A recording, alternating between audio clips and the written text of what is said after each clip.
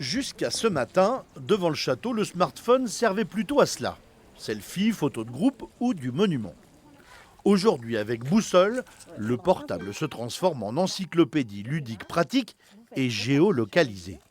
Et dès que je vais passer à côté des points d'intérêt, le système va m'envoyer une notification pour dire ici, on peut vous raconter des choses sur la faune, la flore, le paysage. L'utilisateur choisit ses points d'intérêt. Il y en a 21 sur les 1000 hectares de parc. Il peut choisir la distance, la difficulté, le moyen de transport, le temps de parcours. Le logiciel s'occupe du reste.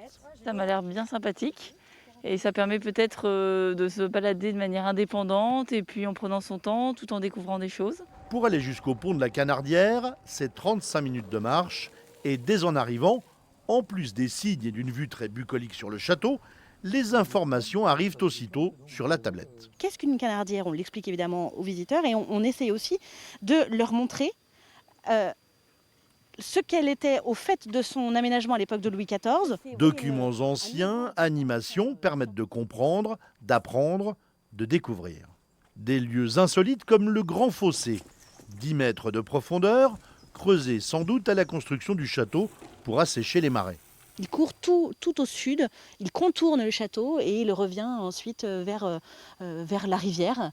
C'est un élément extraordinaire du parc de Chambord à découvrir grâce notamment à cette application. Cette application est l'aboutissement du programme Intelligence des patrimoines piloté par l'Université de Tours.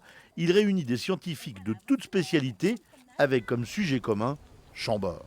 Certaines équipes étudient par exemple la dissémination des graines dans les poils de sanglier. D'autres étudient l'image de Chambord à travers les siècles.